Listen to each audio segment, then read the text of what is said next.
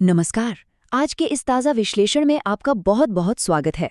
चलिए सीधे आज की इस हाई एनर्जी मॉर्निंग ब्रीफिंग की शुरुआत करते हैं, जहां हम देश और दुनिया की उन सबसे बड़ी खबरों की तह तक जाएंगे जो आज के दिन का एजेंडा सेट कर रही हैं। तो आज हम क्या क्या कवर करने वाले हैं? शुरुआत करेंगे बीजिंग में हो रही एक बेहद अहम वैश्विक कूटनीति से, फिर नजर डालेंगे कुछ राज्यों के फ्लोर टेस्ट और लीडरशिप बदलावों पर। इसके बाद बात होगी कुछ बड़े कल्याणकारी फैसलों की, फिर चलेंगे अदालतों और सियासी गलियारों की ओर, और आखिर में बात करेंगे आज के बड़े खेल मुकाबले और देश के बदलते मौसम की। चलिए बिना किसी देरी के सबसे पहले बात करते हैं बीजिंग में चल रही ग्लोबल डिप्लोमेसी की। तो बड़ी खबर यह है कि अमेरिकी राष्ट्रपति डोनाल्ड ट्रंप आज 3 दिन की स्टेट विजिट के लिए चीन की राजधानी बीजिंग पहुंच रहे हैं। और देखिए, राष्ट्रपति शी जिनपिंग के बुलावे पर हो रहा ये दौरा कोई मामूली शिष्टाचार भेंट नहीं है। कूटनीति के नजरिए से देखें तो इसका वजन सच में बहुत भारी है। अब आप सोच रहे होंगे कि इस पूरी मीटिंग का मुख्य फोकस क्या होगा। जाहिर है, दोनों देशों के आपसी रिश्ते और पार्टनरशिप तो एजेंडे में है ही, लेकिन जो चीज इसे ग्लोबल डिप्लोमेसी के लिए एक निर्णायक क्षण बनाती है वो है ईरान का मौजूदा संकट। इस नाजुक वक्त में ये मीटिंग पूरी दुनिया की रणनीतिक दिशा तय कर सकती है। अंतर्राष्ट्रीय कूटनीति से अब सीधे लौटते हैं अपने देश की राजनीति पर, जहां राज्यों के नेतृत्व और फ्लोर टेस्ट को लेकर भारी गहमागहमी है। आज अगर हम दक्षिण भारत की राजनीति को देखें तो दो बिल्कुल अलग तस्वीरें सामने आती हैं। एक तरफ तमिलनाडु है, जहां का माहौल काफी तनावपूर्ण है। मुख्यमंत्री विजय को बाहरी सुरक्षा के बीच अपना बहुमत साबित करना है, और यहां एआईडीएमके के 30 बागी विधायक गेम चेंजर साबित हो सकते हैं। और वहीं दूसरी तरफ अगर हम पुदुचेरी की बात करें तो वहां सत्ता का हस्तांतरण बिल्कुल शांति से हो रहा है। एनआर कांग्रेस प्रमुख रंगासामी आज 5वीं बार मुख्यमंत्री पद की शपथ ले रहे हैं। राजनीति के बाद अब रुख करते हैं प्रशासन का। आज कल्याणकारी योजनाओं और कैबिनेट के फैसलों के मोर्चे पर भी बड़े कदम उठाए जा रहे हैं। शुरुआत मध्य प्रदेश से करते हैं, जहां आज एक बहुत बड़ा रिकॉर्ड बन रहा है। राज्य सरकार की तरफ से आज पूरे 1,835 करोड़ रुपए की भारी भरकम राशि जारी की जा रही है। मुख्यमंत्री मोहन यादव लाडली बहना योजना की 36वीं किस्त जारी कर रहे हैं। गोटेगांव में हो रहे इस कार्यक्रम से ये जो 1835 करोड़ का फंड है ना, ये सीधे 1 करोड़ महिलाओं के बैंक खातों में जाएगा। जमीनी स्तर पर महिला सशक्तिकरण के लिए ये सच में एक बहुत बड़ा डायरेक्ट सपोर्ट है। वहीं अगर हम बिहार चलें तो वहां का प्रशासनिक अमला भी पूरी तरह एक्शन में है।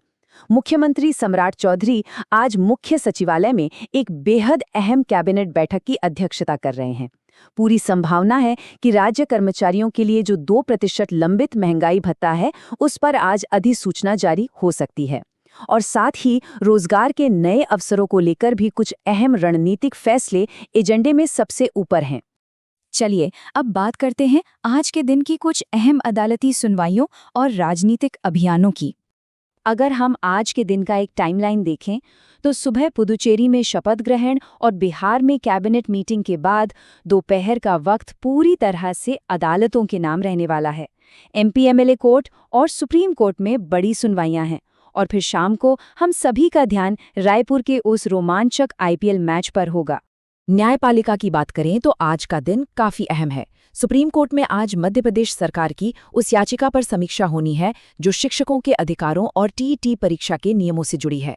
इसके अलावा एक और बड़ी नज़र एमपी-एमएलए कोर्ट पर भी रहेगी, जहां बुलगड़ी घटना को लेकर राहुल गांधी के खिलाफ जो हाथरस मानहानि का मामला है, उस पर आज फैसला आने की उम्मीद है।